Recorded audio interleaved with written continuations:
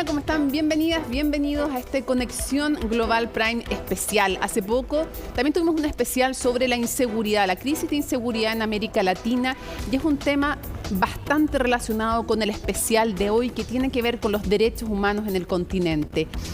Esta crisis de inseguridad, sumada a la incapacidad de muchas democracias continentales para dar solución a temas súper relevantes, más las actitudes también de las y los políticos en diferentes naciones, hace que muchos estén dispuestos a renunciar incluso a derechos muy importantes o a muchas de sus libertades a cambio de seguridad y a cambio también de que el Estado cumpla con las promesas de una democracia. Temas también que ocurren, por supuesto, y con más razón, acuciosos a la violación a los derechos humanos en dictaduras o en gobiernos autoritarios. Por eso es un lujo tener al invitado que nos acompaña hoy. Vamos a presentar al juez Ricardo Pérez Manríquez, que es el presidente de la Corte Interamericana de Derechos Humanos que se encuentra en nuestro país. Muchísimas gracias por acompañarnos. Muchas gracias por la invitación. Un gusto. Es un honor tenerlo. Bueno, contar que la Corte Interamericana de Derechos Humanos es un órgano jurídico principal, pero autónomo de la OEA, y también contar que junto con la Comisión, en el fondo básicamente juntas podrían ser parte de lo que se denomina como el Sistema Interamericano de Protección de los Derechos Humanos.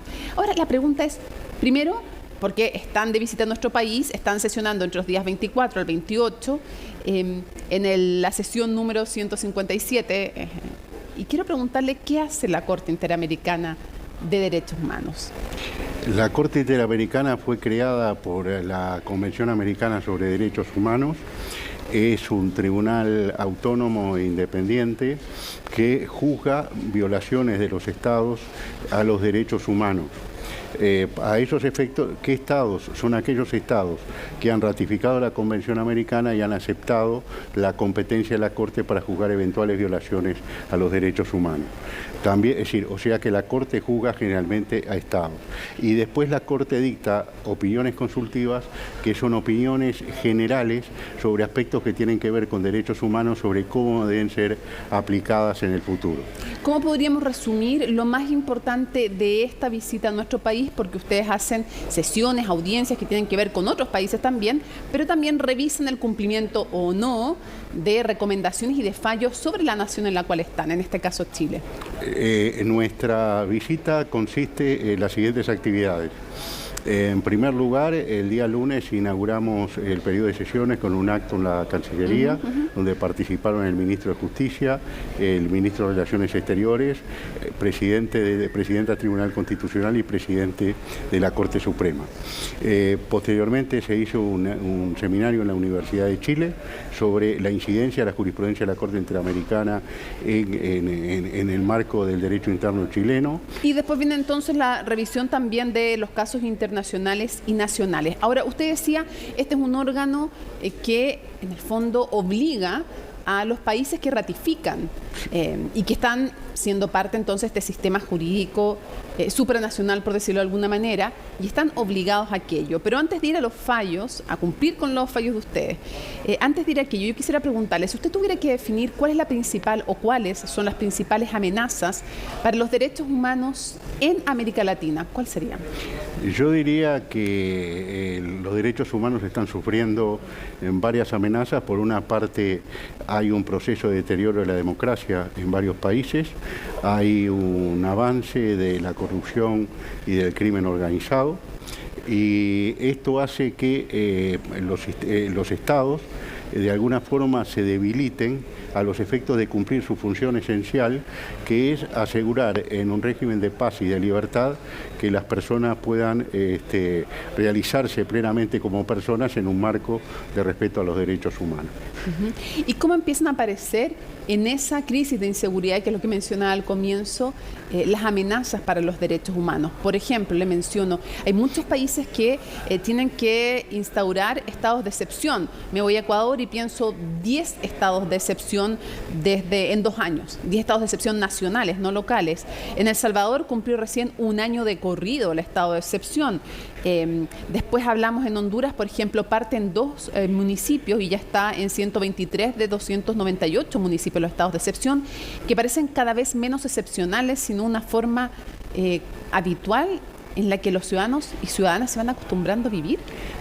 Bien, si vamos hablando de seguridad, la Corte Interamericana ha señalado claramente que los estados tienen el derecho y a su vez la obligación hacia las personas que vienen en su territorio de asegurarles la seguridad necesaria, entre otras cosas, para poder ejercer sus derechos. Eso es obligación del Estado, la Corte así lo reconoce, no hay ninguna duda.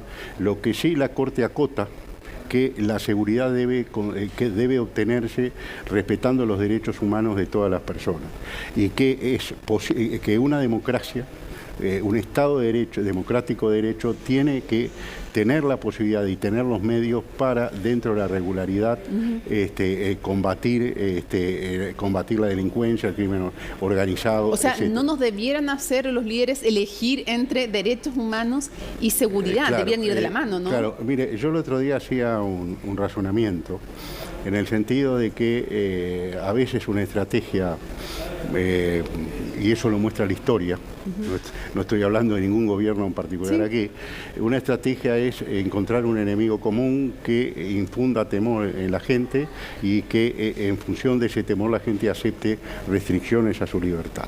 Y si usted me pregunta, que me pide ejemplos históricos, yo le doy dos ejemplos históricos, Hitler y Mussolini. Hitler creó el enemigo común del pueblo judío, entonces todo se aceptaba porque España estaba porque Alemania estaba en una mala situación y los judíos eran los culpables.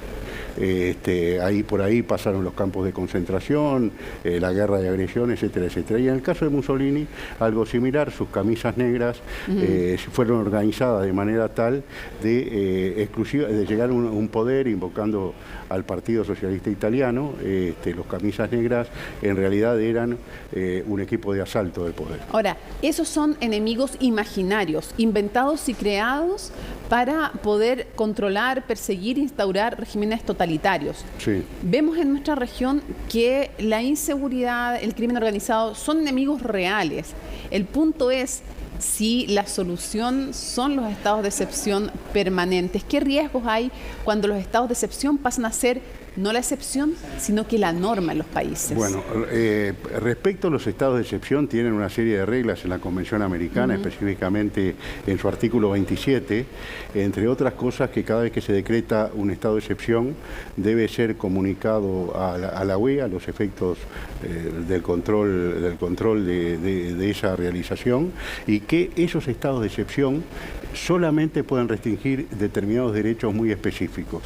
No se puede invocar el estado de excepción para avanzar sobre todos los derechos. Por ejemplo, la garantía del habeas corpus nunca puede ser suprimida invocando el estado de excepción. Determinadas garantías a la libertad, a la movilidad, etc. Ya, pero cuando se extiende en el tiempo, ¿hay un riesgo mayor de que se violen los derechos humanos? Bueno, si se extiende en el tiempo, es decir, el estado de excepción por definición significa que es por un tiempo concreto. Si se extienden en el tiempo, ahí las democracias tienen sistemas de controles políticos que deberían funcionar a los efectos de dejarlos sin efecto, sobre todo por los parlamentos, que son los encargados de controlar eso. ¿Qué es lo que pasa? ¿Qué es lo que pasa? Que hay muchos casos en los cuales estamos en lo que se denominan democracias plebiscitarias, en lo cual una fuerza política termina absorbiendo prácticamente la totalidad de la representación política, y entonces eso se presta a la arbitrariedad y el autoritarismo. Entonces, la democracia supone alternancia en el poder y supone la posibilidad de que haya frenos y contrapesos. Esto ya lo dijeron los fundadores de Estados Unidos. Dirá usted entonces, antes de que veamos una nota que tenemos preparada en el programa, ¿coincide usted entonces en que hoy día no son necesariamente los golpes de Estado las amenazas a la democracia, sino que una democracia, y muchas de ellas en América Latina, se pueden minar desde dentro, cooptando el poder? Yo entiendo que hay fenómenos en la región en los cuales eso ha pasado. Hay dos estados notoriamente en que eso ha pasado, y creo que tenemos que estar alerta frente a ese fenómeno. ¿En cuáles estados piensa cuando piensa? Nicaragua y Venezuela.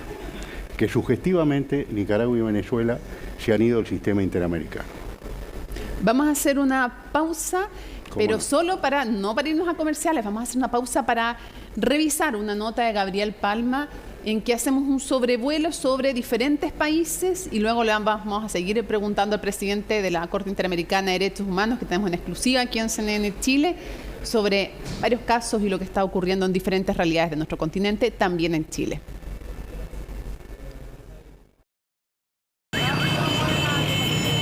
Héctor, vamos con Héctor, los dejo. Mi objetivo, el objetivo de los que son parte del gobierno, de que vamos a escuchar, vamos a corregir lo que se ha hecho mal.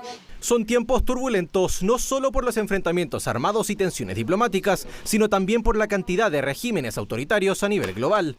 Desde 2019 se ha visto una fuerte disminución en la cantidad de personas que viven bajo un régimen democrático. Así lo dio a conocer el informe de Our World in Data y The Economist.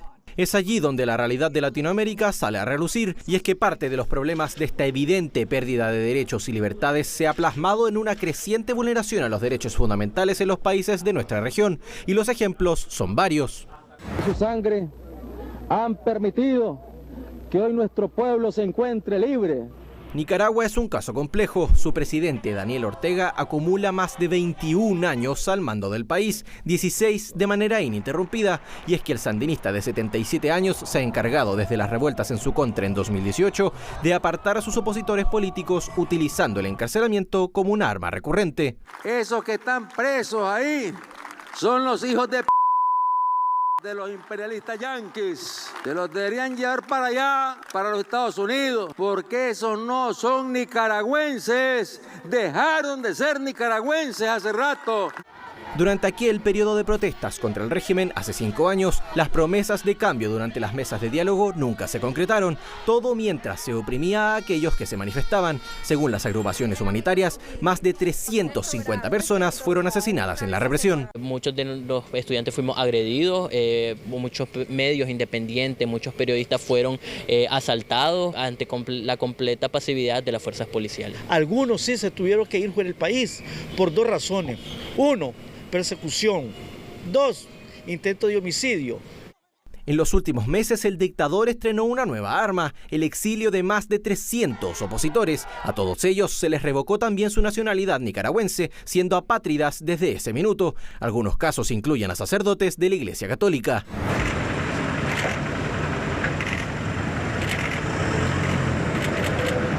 En la vereda ideológica opuesta se encuentra El Salvador y su controvertido presidente Nayib Bukele. Su gobierno, que mezcla autoritarismo y popularidad, hace gala de la aprobación sobre el 90% y su significativa reducción de los índices de homicidios. Antes tenían a los pandilleros con prostitutas, con PlayStation, con pantallas, con drogas, con teléfonos, con celulares, con computadoras, y a los custodios y a los soldados los tenían durmiendo en el suelo, los tenían al revés. Pero este hecho, sumado a un estado de excepción constitucional continuo por más de un año, oculta una realidad inquietante: miles de detenciones arbitrarias y sin procesos judiciales. Así lo denuncia Amnistía Internacional, Human Rights Watch y las familias de quienes acusan inocencia. Ya 1 año de que estén presos y sin que se les haya condenado, se les haya encontrado que son inocentes, es terrible. Nosotros no tenemos paz porque no saber de nuestros hijos cómo están. Esta no es paz, esto nos estamos muriendo en vida. Y en un hecho para nada menor tiene que ver con los derechos reproductivos en El Salvador. El país centroamericano posee la legislación más restrictiva en América y se ha evidenciado en casos de emergencias obstétricas que han culminado con el arresto de aquellas mujeres. Gracias a la intervención de organismos internacionales, 70 mujeres han sido liberadas desde el año 2009. Sin embargo, Bukele afirma que la legislación no se modificará, aunque esto podría cambiar, pues la Corte Interamericana de Derechos Humanos investiga un caso de negligencia en un aborto negado durante el 2013. En América del Sur también hay un par de casos emblemáticos en los últimos años. Quizás el más evidente es Venezuela y sus protestas continuas entre 2014 y 2019. Las denuncias de represión provocaron la visita de la alta comisionado para los derechos humanos de la ONU de aquella época, Michelle Bachelet, quien publicó un informe categórico sobre estas denuncias, validándolas y poniendo en aprietos al gobierno de Nicolás Maduro. Fue profundamente doloroso escuchar el anhelo de las víctimas y los familiares por obtener justicia. Perú también ha recibido denuncias por violaciones a los derechos humanos. Las acusaciones recaen contra la actual mandataria, Dina Boluarte, por cómo respondió ante las protestas que estallaron a fines del año pasado, producto de la profunda crisis política del país. El Ministerio Público abrió una investigación en enero por los cargos de genocidio y homicidio calificado. De allá, aquí en el cielo es lo mismo, de aquí a otros 4 años. Las denuncias de violaciones a los derechos humanos en la región dan cuenta que la situación no está ni cerca de ser controlada, y es que no son pocos los países que han recortado las libertades y silenciado a los disidentes mientras se mantienen en el poder. Continuamos junto al presidente de la Corte Interamericana de Derechos Humanos. Ricardo, quisiera preguntarle, vamos por algunos países. En Nicaragua, ¿cuál es la principal preocupación que tiene la Corte? La Corte, desde el año pasado, ha decretado medidas provisionales respecto de personas que estaban privadas de libertad. Como primero esas personas estaban privadas de libertad, no tenían acceso a abogados, a su familia, etcétera.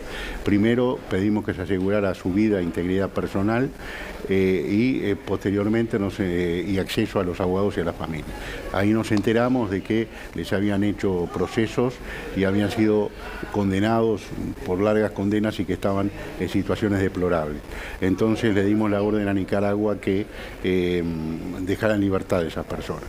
Nicaragua no solo incumplió, sino que dijo que no estaba dispuesto a cumplir las resoluciones de la Corte, y frente a eso la Corte lo declaró en estado de desacato y solicitó a la OEA ser recibido para plantearle a los estados la inquietud por la situación de los derechos humanos en Venezuela. Se violan los derechos humanos en Nicaragua, parece evidente, ¿no? Bueno, claro, esas personas evidentemente tienen sus derechos humanos violados. Luego se dio esa situación que salieron en un avión hacia Estados Unidos, pero que les quitaron la nacionalidad. Como Yoconda Belli, entre otros, con quienes hemos conversado. Pero hay también denuncias de tortura, de persecuciones, cerco a la prensa. Sí, exactamente. Acabamos de dictar unas nuevas medidas provisionales respecto de 2 periodistas mujeres y el equipo de una radio que se llama La Costeñísima, que son permanentemente asediados, perseguidos, etcétera, por el régimen. Bueno, puede ser un caso de los que hablábamos en que no hay un golpe de Estado, sino que hay alguien que llega legítimamente al poder y luego desde dentro, me refiero a Ortega, mina la democracia cooptando todos los órganos y persiguiendo a los opositores. Yo creo que es el mejor ejemplo en ese sentido. Entonces, al declararlo en estado de desacato, ¿qué hicimos? ¿Qué hizo la Corte? La Corte no puede imponer su sentencia como un tribunal local. Entonces, lo que puede hacer la Corte cuando hay reiterados incumplimientos, comunicarle a la OEA para que sea el resto de los estados los que tomen medidas para hacer cumplir los derechos humanos. ¿Y qué medidas pueden tomar los otros estados? Bueno, ¿o cuáles debieran tomar? Usted sabe que Nicaragua denunció la Carta de la OEA, o sea que inició el proceso para retirarse la OEA, claro, pero no denunció la Convención Americana sobre Derechos Humanos. O sea que sigue atado por la Convención Americana desde el punto de vista internacional y nosotros seguimos teniendo competencia. Pese a que cuando nosotros le comunicamos al gobierno de Nicaragua lo que resolvemos, nos contesta que somos agentes del imperialismo y somos parte de una conspiración. ¿Para usted Nicaragua es una democracia aún? Bueno, parecería decir que un Estado que viola los derechos humanos y que no cumple las decisiones del Tribunal Internacional, pero además que se ha cerrado absolutamente a cualquier tipo de control externo, parecería que claramente no es una democracia. ¿Podríamos decir lo mismo sobre Venezuela? Venezuela es otra situación. Le voy a comentar que Venezuela también denunció la Carta de la OEA y denunció la Convención Americana, pero con esta característica: Venezuela sigue ligada a la Convención hasta que la denunció. Entonces, la Corte sigue tratando casos de Venezuela que son anteriores al 2012, que es la fecha cuando ellos se retiran de la Convención. Entonces, es una situación muy particular. Yo sigo juzgando casos de Venezuela que son anteriores, y después hay todo un debate jurídico que va a tener que resolverse. Por eso, sobre Venezuela no quiero abundar mucho, porque... ¿Pero a usted le parece que es una democracia plena Venezuela? Porque Maduro siempre dice, yo llegué democráticamente al poder, lo cual no se le podría discutir. Otra cosa es si el ejercicio del poder es democrático. Hay todo un problema que es ese, el del ejercicio del poder. Ahora está habiendo una reunión justamente en Colombia, convocada por el presidente Petro, para tratar de generar un diálogo que permita llegar a elecciones libres, que las próximas elecciones sean libres y que pueda haber acceso de sus palabras, perdón, deduzco que las anteriores no han sido elecciones libres, no las que llevan al poder a Maduro, sino que las que después se siguen produciendo. Parecería que si hay una preocupación y un esfuerzo de la comunidad internacional en ese sentido, la razón es la que usted dijo.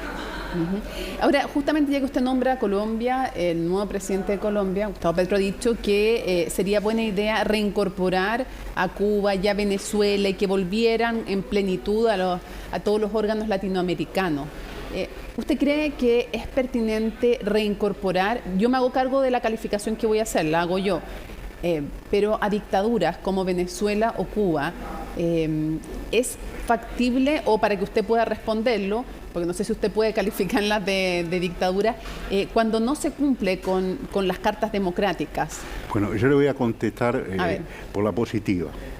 El sistema interamericano se rige por la Carta de la OEA, fundamentalmente por la Carta de la OEA, y la Convención Americana es la legislación sobre la regulación de los derechos humanos. Sí, claro. Pero hay un documento muy importante, que es la Carta Democrática Interamericana, que exige que para que un país sea miembro de la OEA rija un pleno Estado de Derecho y una democracia plena en el país. Y entre otras cosas se exige que haya elecciones libres, renovación en el poder, separación de poderes y libertad de expresión. Eso es lo que exige la Carta Democrática Interamericana, que rige para todos los países de la región. ¿Eso se cumple en Venezuela y en Cuba? ¿Se cumple todo eso en Venezuela y en Cuba? Bueno, eso lo tendrán que analizar los países cuando Venezuela pida el reingreso. ¿Pero a usted le parece buena idea la de Petro?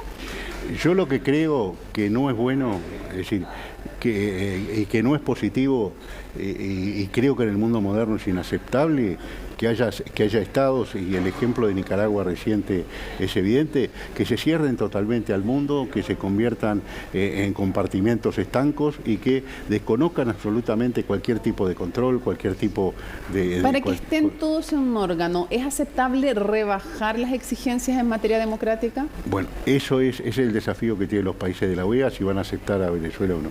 ¿Y usted qué le parece? ¿Es una buena idea rebajar los estándares democráticos para que estén todos en la mesa? El estándar está en la Carta Democrática. ¿A usted le parece que debe mantenerse ese estándar? Yo creo que es el estándar del sistema. Ahora, vamos a otros países que también tienen violación a los derechos humanos. No toda violación a los derechos humanos convierte a un país en dictadura. Absolutamente. Ahora, las dictaduras las violan sistemáticamente, lo sabemos, es la característica. Quiero preguntarle sobre El Salvador. ¿Cuáles son las preocupaciones de la Corte Interamericana de Derechos Humanos sobre El Salvador? La Corte Interamericana no puede tener preocupaciones sobre El Salvador porque no tiene ningún caso respecto. Yo no sé, pero me imagino que hay una mirada sobre lo que está pasando. Ahí hay una intervención de la Comisión Interamericana, que es el otro órgano del sistema, que es el que puede actuar en tiempo real, digamos así, porque los casos, las denuncias llegan a la comisión las procesa y después resuelve si las presenta o no ante la Corte, que es cuando nosotros intervenimos como un tribunal. Para usted, como jurista, ¿qué le preocupa a El Salvador? Yo lo que diría que me preocupa, que el principio en materia de seguridad es el que yo le dije. Los estados tienen derecho y la obligación de tener su propia política de seguridad.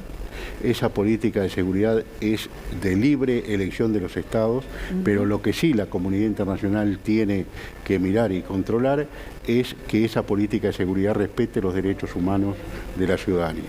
Y cuando dice, por ejemplo, un político X que los delincuentes no tienen derecho.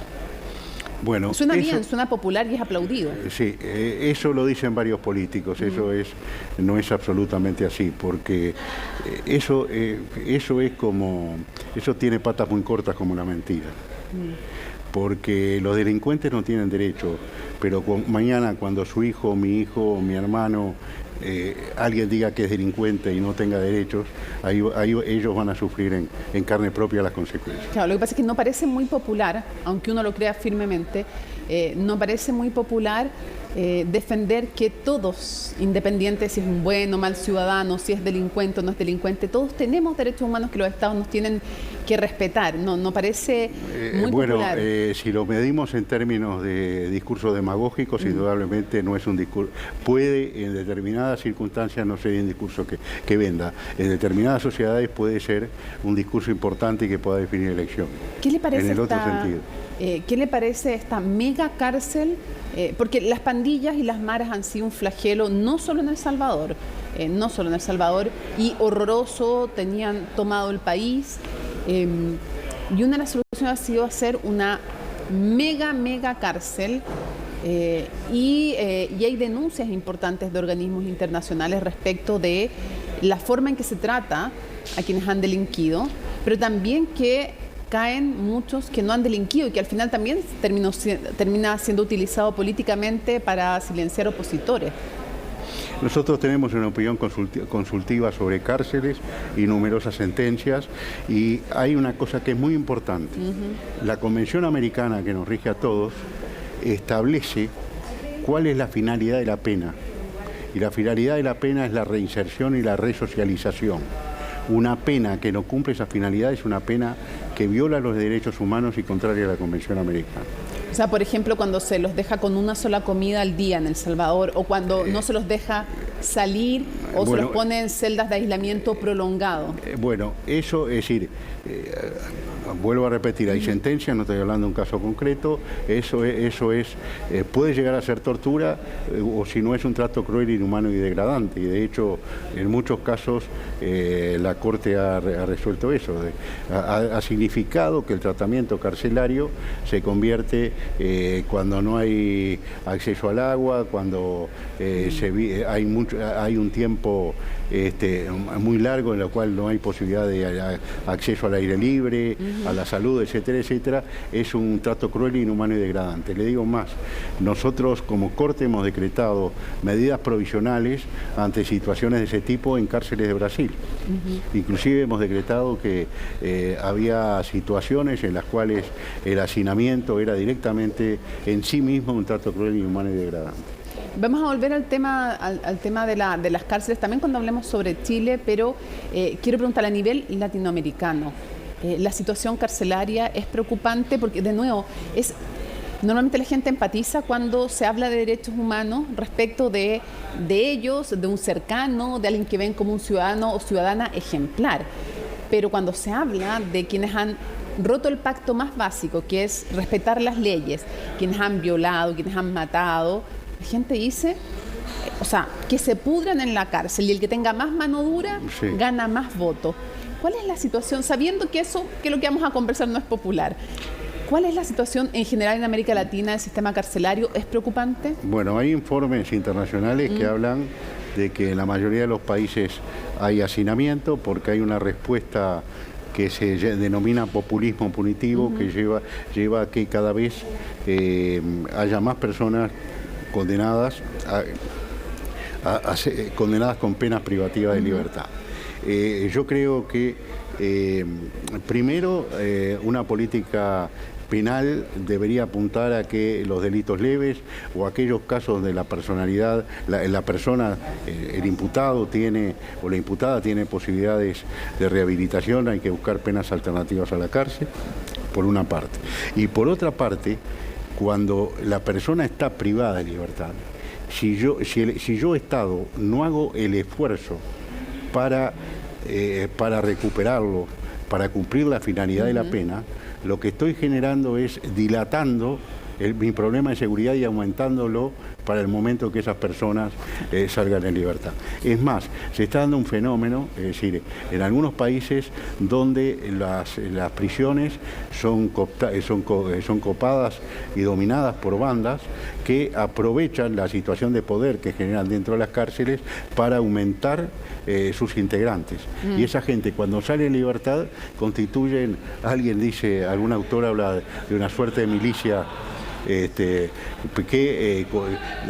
tenemos otro problema que se agrega a todo esto, que es el tráfico de armas. Porque, sí. Es decir, entonces el cambio de droga, es decir, es un cóctel explosivo, cambio de droga por armas y la generación de brazos para sostener esas armas. O sea, la situación carcelaria en América Latina es, de alguna manera, estamos sentados sobre un polvorín, porque cada vez crecen, además, los números de presos, no hay separación no hay entre distintos, primerizos, los que ya llevan varias sentencias. No hay posibilidad entre primarios y no primarios, es decir, está severamente... ¿Estamos sobre un polvorín de alguna manera sentados? Está severamente condicionada la política de seguridad en general. ¿Por qué? Porque generalmente las medidas que se adoptan son repetición de lo que se hace y lo que ha fracasado. Entonces hay que tener, y esto tiene mucho que ver con la demagogia y con la necesidad de conseguir votos, hay que tener la capacidad de hacer políticas de Estado, de acuerdos políticos a mediano plazo que empiecen a desactivar esta bomba. Quiero llevarlo, antes de irnos a la pausa, brevemente quiero llevarlo a Colombia. En Colombia, ¿cuáles son las preocupaciones de la Corte?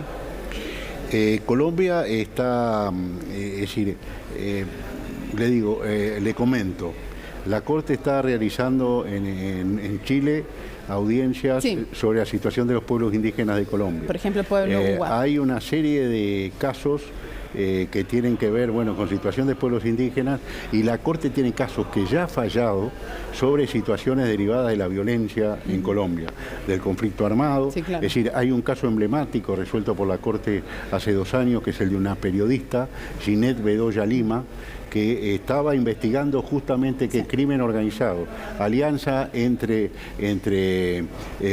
paramilitares y fuerzas del Estado, tráfico de secuestrados, etcétera. Y organizaciones criminales que se van disgregando de quienes no pasaron por el proceso también de paz. Y ella es secuestrada, torturada y violada, es decir, como forma para buscar y procurar amedrentarla. Y hay un hecho muy importante en el caso de Ginette Bedoya, es decir, acá tenemos claro que la secuestró gente que estaba vinculada a crimen organizado, etcétera, etcétera. Pero 10 años después, Ginette Bedoya es secuestrada por las FARC. Entonces, esto, uno de los temas que a mí me apasiona y a los que me he dedicado, es el tema de libertad de expresión y protección de periodistas. Es decir, esto es un tema crucial. ¿Por qué? Porque muchas cosas de estos males, de estas bombas que estamos hablando, se generan porque no hay garantías para los periodistas para hacer periodismo de investigación y conocer los casos de violencia, de crimen organizado, de narcotráfico, etcétera, y a su vez los periodistas son continuamente amedrentados para que no se conozca la verdad. Vamos a hacer una pausa en el tema de los periodistas, lo vamos a conversar al regreso en este especial sobre derechos humanos en América Latina en Conexión Global Prime.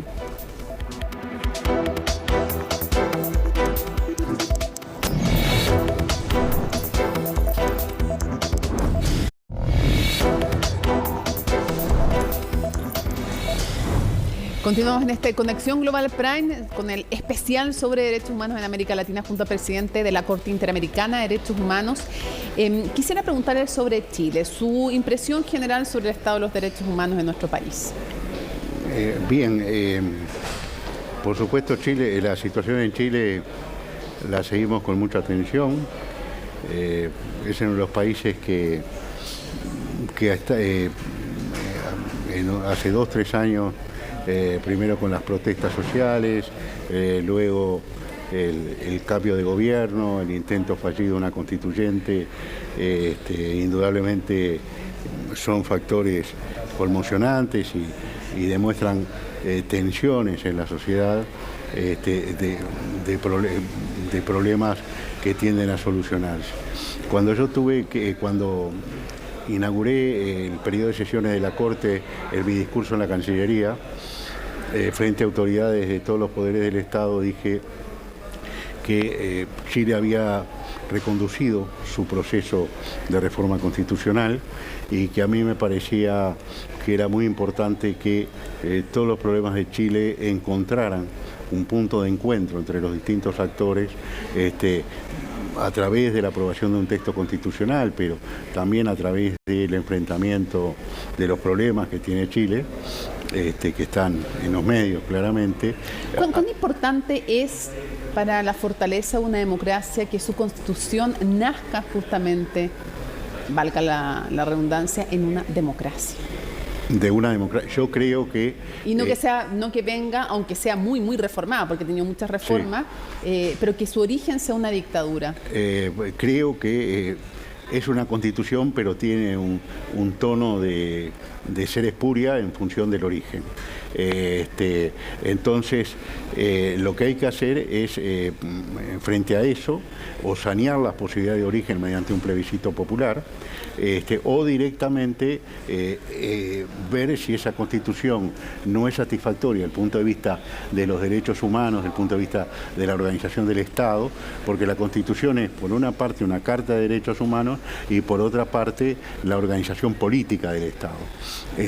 Si hay aspectos que no son satisfactorios y donde todas las personas no son representadas, es decir, por ejemplo, Chile tiene un problema que es, desde el punto de vista jurídico, un problema de que cuando todo el mundo admite que tenemos derechos civiles y políticos y derechos económicos, sociales y culturales o derechos de segunda generación, Chile tiene un problema porque no está en su constitución para admitir la existencia de estos derechos, estos otros derechos sociales de segunda generación, derechos humanos de segunda generación. Derechos económicos, sociales y culturales que no están directamente en la Convención Americana, sino a través del 26, hay un documento específico que los reconoce como tales. Pero sería importante entonces que una constitución incorporarlos a la Constitución. Estuviera. Y eso sería muy importante. Es decir, sería ¿por qué? Porque estamos en un continente de desigualdades. Y esos derechos, que son el derecho al trabajo, el derecho a la educación, el derecho a la protección del medio ambiente, es decir, el derecho a la educación, vuelvo a repetir, el derecho fundamental, todos esos derechos son el motor que nos va a permitir superar desigualdades. Ahora, ¿qué otras preocupaciones hay respecto de nuestro país? Ese es un elemento, sí, y vuelvo a repetir. Hablemos claramente. Chile, por lo que dicen los diarios, tiene un tema vinculado con la seguridad y un tema vinculado con la migración. Separemos para que podamos conversar de ambos. En algunos puntos se unen, en otros no. Pero ¿qué le preocupa digo, son los dos grandes temas que tiene. Si yo le hablo de migración, le digo que hay todo un estatuto de la migración a nivel del sistema interamericano. La Corte tiene dos opiniones consultivas sobre migrantes. Una es trabajadores migrantes del 2008 y otra es derechos humanos de niños y niñas y adolescentes en situación de movilidad humana. Pregunta, sí. ¿Es un derecho humano migrar? Es un derecho humano migrar y es un derecho humano y es un derecho de los estados de tener su propia política migratoria. O sea, ¿sería más preciso decir que es un derecho humano migrar legalmente? No, porque, es decir... salvo caso de asilo y de refugiado. Claro, el tema es así. A ver. El derecho humano es migrar. ¿Ya? ¿Cuándo hay una migración ilegal? La migración es ilegal cuando un Estado la define como ilegal en determinadas situaciones. ¿Ya? Entonces, lo que hay... Todo un esquema, y esto está muy trabajado por la Corte, a través, vuelvo a repetir, de dos opiniones consultivas y por todos los organismos internacionales, que hay determinados derechos mínimos de las personas migrantes, de la misma forma como que está el derecho del Estado a decir yo administro la migración que acepto y la que no, y hay derechos a cómo se maneja un flujo migratorio que puede ser que puede no ser de acuerdo a los criterios del Estado. Yo lo que creo que estamos viviendo una situación extrema porque nosotros teníamos, es decir, el continente, y voy a hablar de las tres Américas, tenía dos problemas de migración. Uno era la migración interna del campo a la ciudad y otro era la migración hacia Estados Unidos, ¿sí?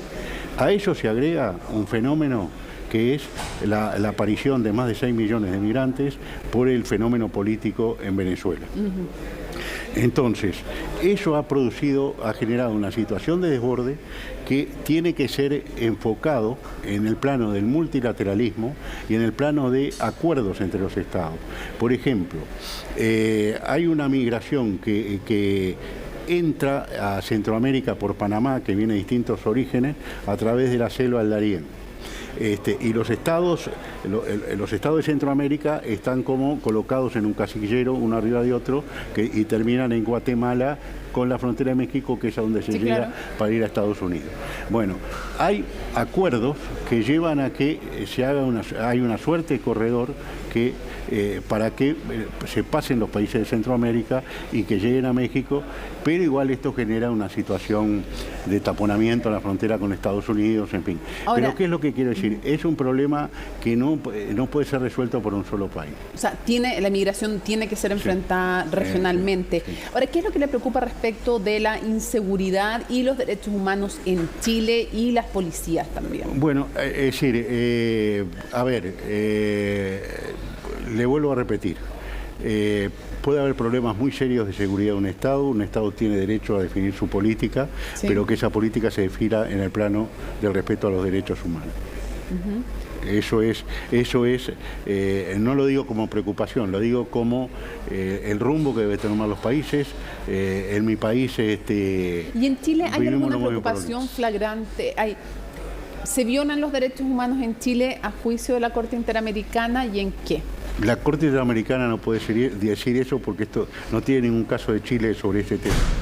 Sobre el tema de la seguridad. Claro. No, ya, eso no. Pero me refiero a algún otro ámbito. ¿Dónde están las principales vulnerabilidades en materia de derechos humanos en Chile? No sabría decirle. Lo que creo, y vuelvo al tema de la constituyente y de este proceso de construcción de un pacto mínimo de convivencia que es una nueva constitución que debe estar basado en los derechos humanos, porque los derechos humanos están basados en la dignidad humana y pertenecen a todos los seres humanos. ¿Cómo se comporta Chile respecto del cumplimiento de los fallos de la Corte? Mire, hoy hemos tenido una reunión con el presidente Boric y vimos una preocupación de parte del presidente por cumplir los fallos de la Corte. De hecho, estamos en paralelo supervisando el cumplimiento de sentencias de parte de Chile. 3, de hecho. Y hemos visto que hay avances en esto. Inclusive hay alguna resolución de la Corte Suprema de Chile, por ejemplo en el caso de Norín Catrimán, muy interesante desde el punto de vista de intentar cumplir las sentencias de la Corte Interamericana. Ahora, hay 3 específicamente casos que ustedes están siguiendo. Uno de ellos es el caso Pavés, que es esta profesora de religión católica de un municipio aquí en la región metropolitana de San Bernardo, que fue profesora hasta que el obispado de San Bernardo, por ser lesbiana, le revoca la posibilidad de ser profesora. Ustedes fallaron y se pidieron además medidas reparatorias, en fin. ¿Le parece que ese hecho está subsanado, que está bien afrontado por Chile? Yo creo que justamente estamos trabajando sobre esos casos. Yo personalmente no he participado de esas audiencias porque estoy participando con el Pleno de la Corte en las otras audiencias, y lo que vemos es un nivel en general bueno de avance. En ese sentido. Hay otro que me llamó la atención, que es el caso Poblete, Vilches y otros versus Chile, que tiene que ver con asegurar tratamiento médico digno para las personas. Ustedes van a hacer una visita, o ya la hicieron al Hospital Sotero del Río. Sí. Y se hablaba de las necesidades mínimas de infraestructura. Cuando la Corte recibe un caso por derechos sociales de un país, ¿cómo se compatibiliza eso con los recursos que tiene ese país?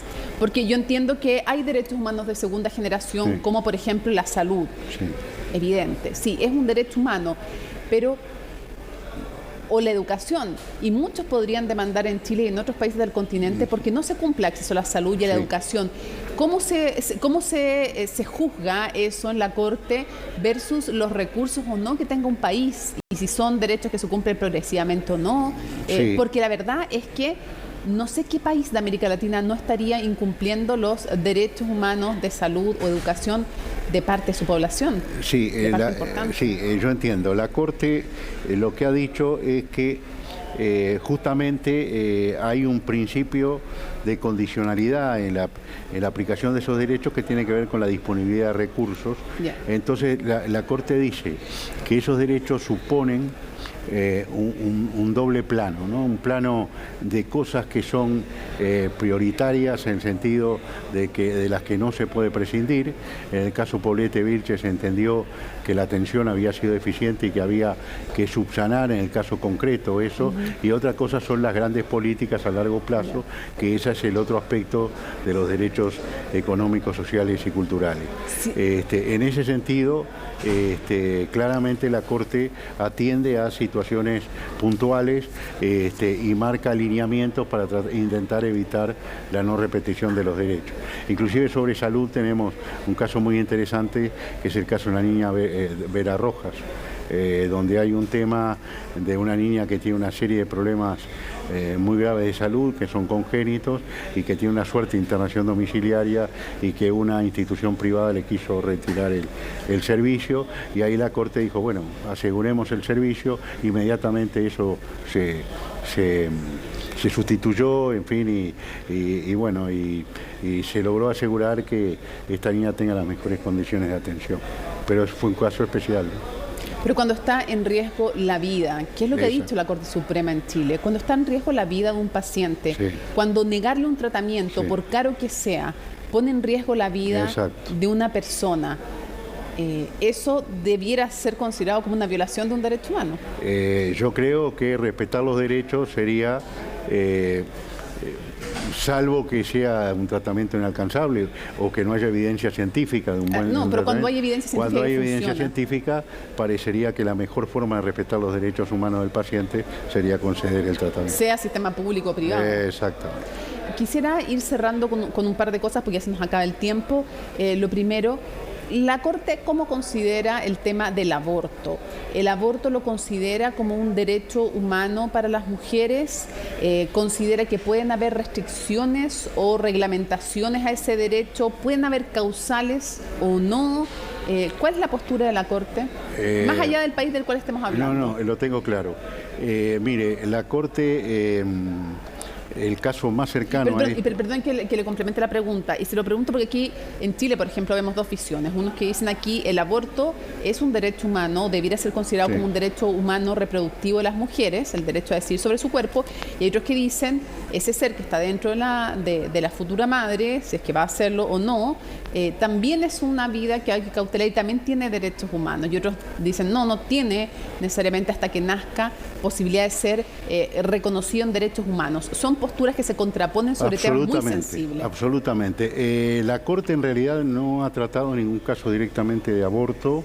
Sí, lo que tuvo un caso que está vinculado con prohibición absoluta del aborto y la confusión de la emergencia obstétrica con un eventual aborto, en el caso de una persona en El Salvador, se llama Manuela versus El Salvador, una señora que estaba embarazada, que tuvo un parto a término, pero que generó una emergencia obstétrica. Cuando llega al hospital, el médico titula como posible aborto, y a partir de allí pasa a ser una perseguida por el sistema penal, termina condenada a 30 años y muere en la cárcel por una enfermedad que no le atendieron. Entiendo. O sea, prohibición total de aborto, incluso para el riesgo de la madre, eso sería una violación de derechos humanos. Claro, que en ese caso lo que la Corte marcó, sin pronunciarse sobre el fondo, que eso había determinado, en este caso concreto, una violación a los derechos humanos de esta señora. Cierro preguntándole, ¿usted es optimista o más bien pesimista respecto del futuro de la democracia en nuestro continente en estos momentos? Sí.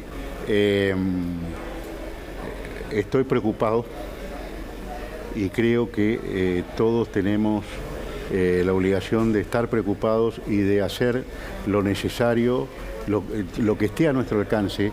Y hay un elemento muy importante que es la participación. Participar en el ámbito donde estemos, cada uno, periodistas, jueces, pero también trabajadores, trabajadoras, en fin, participar y no dejar la decisión de nuestro futuro en manos de otros. Ese me parece que es el mejor mensaje. Ricardo Pérez Manrique, presidente de la Corte Interamericana de Derechos Humanos, un placer haber conversado con usted en Conexión Global Prime. Muchísimas gracias. ¿Qué otros nos decían por ustedes? Tenemos prontamente un acto eleccionario. También ahí es un derecho, pero además un deber votar y hacerlo de manera informada. Como decía el presidente de la Corte Interamericana de Derechos Humanos, ¿qué otros no decían por ustedes? Nos vemos en un próximo Conexión Global Prime.